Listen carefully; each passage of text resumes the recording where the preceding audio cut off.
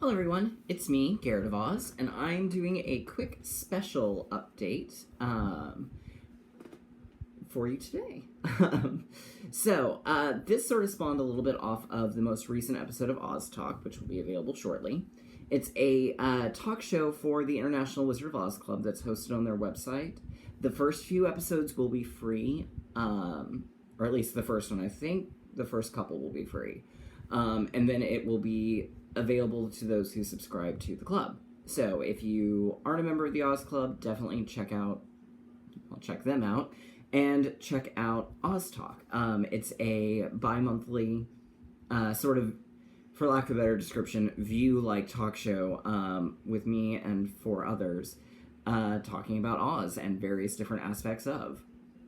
And in this week's, one of the things we discussed is the recent news that Warner Brothers has purchased and assigned a director to a new animated film based on Michael Morpurgo's Toto, The Doggone Amazing Story of the Wizard of Oz. It was published by HarperCollins in 2017, and they've optioned the rights for the film. And I hadn't read it yet, so I thought, well, if we're going to be talking about it, I might as well read it. Best thing I can say about it is it does have some very, very charming artwork by Emma Chichester Clark. Like this, for example. Lovely drawing. That's literally the best thing I can say about it. The book is, first off, for those that don't know Michael Morpurgo, he's written a bunch. He's a very prolific children's book author. He is British. War Horse was one of his biggest successes. It was an award-winning play. They made it into, I think Spielberg made it into a film. So he's not a nobody. And he's done a couple of other classics reimagined. Although reimagined in this case is very, very strong. Interestingly, he uses much of Baum's text. He follows the Baum book fairly closely.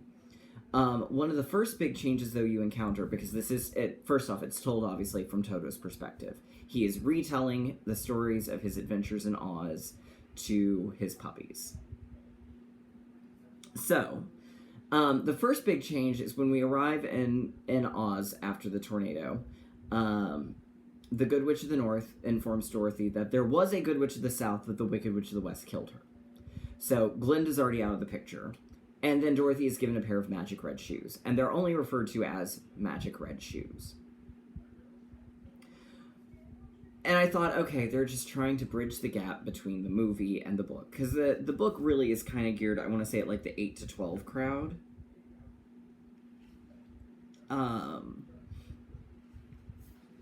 At least that would be my best guess.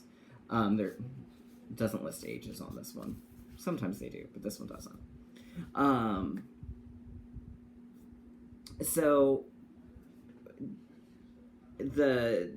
And from there, though, it follows the story fairly accurately, many times using Baum's actual text.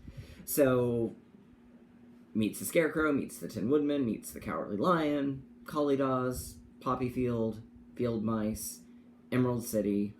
One interesting sort of change is the wizard appears as all four of his different disguises to them at once. So they meet him first as the head, and then midway through he tells them to turn around, and then he changes into the lovely lady.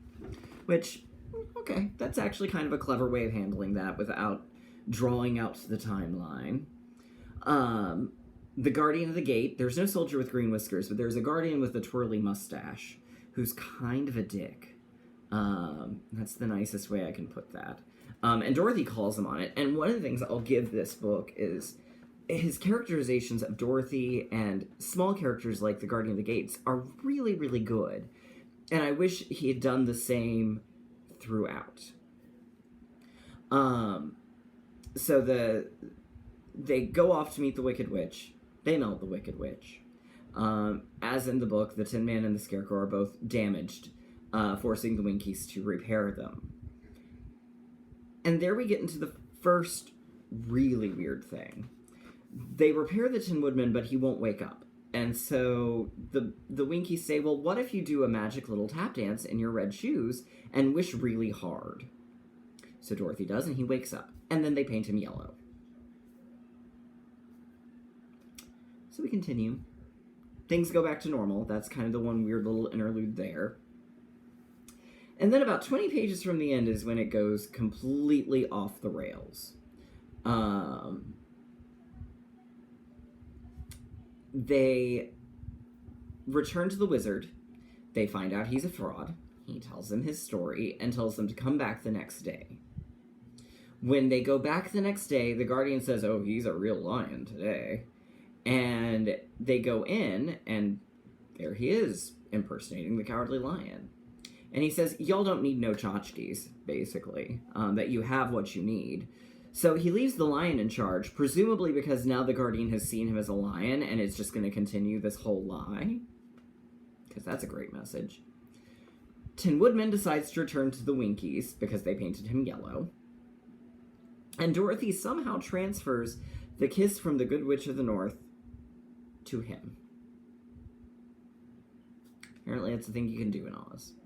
Then the Scarecrow says, well, I'm going to go back to the cornfields. So Dorothy takes off the magic red shoes, gives them to the to the Scarecrow, and says, I know these won't fit you, but I want you to remember me by them. And then she gets in the balloon with the wizard, and they take off. Now, because balloons do not have any inherent navigational skills or abilities, they get kind of close to Kansas, and then Dorothy and Toto hop out of the balloon and hitchhike home.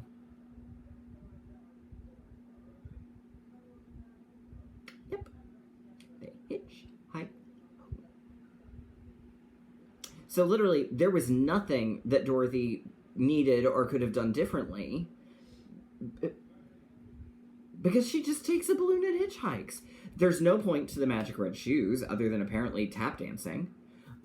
There's no narrative logic to why they would do this. There's no thematic logic. They basically just gutted the entire ending and the entire lesson for no reason. And while I'm all for classics reimagined and taking new twists on things, this just doesn't make any sense.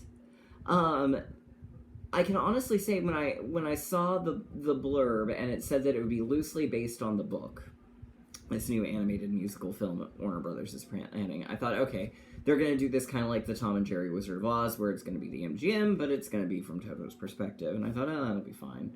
Now I'm really glad, because I've never more been thrilled to see the phrase.